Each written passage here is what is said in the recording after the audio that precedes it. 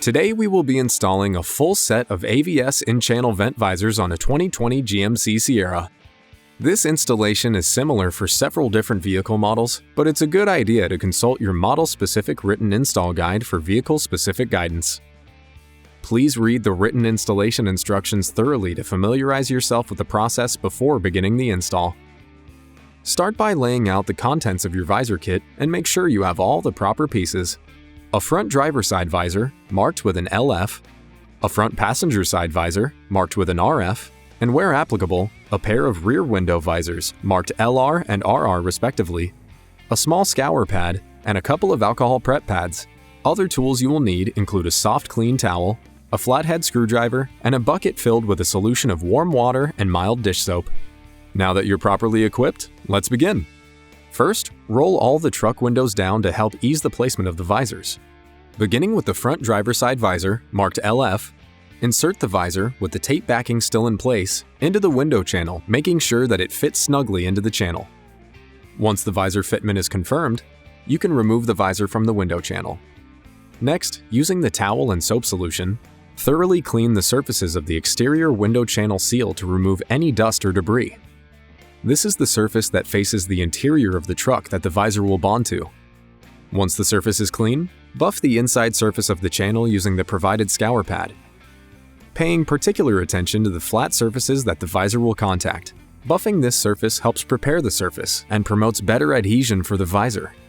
After the entire channel has been buffed, use one of the alcohol prep pads to wipe down the buffed surfaces to remove any remaining wax, grease, and residue.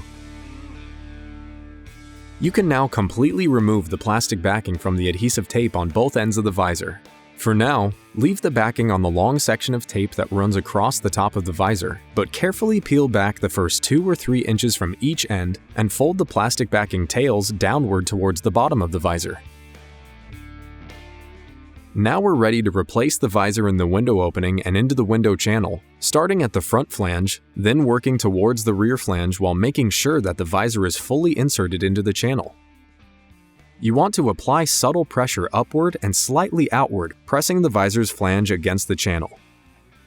Roll the window up slowly and carefully. Do not allow the window to use the auto up feature, as you want to limit the speed of its travel. It is necessary to push the window visor upward and slightly outward as the door glass overlaps the visor flange in order to seat the visor properly. Once the window is fully in the closed position, make sure that the visor is properly seated around the entire perimeter. If the visor is not seated correctly, roll the window down and repeat this step again, making sure to press upward and outward as the window rolls up to properly seat the visor. Once the visor is properly seated, you can pull downward on the plastic backing tails to expose the adhesive tape and complete the installation. Once removed, it is important to leave the window rolled up for 72 hours so that the adhesive has ample time to fully bond the visor. You can now repeat the process for the front passenger door visor. If your truck is equipped with rear door windows, the visor installation is essentially the same. However, some applications utilize a special C1 clip that presses in, with the help of a flat blade screwdriver, behind the visor ends to compress the visor against the window channel. Please note that some visors tend to catch in the middle when initially installed into the channel. This causes the center edge tuck to pull down towards the window, as seen here.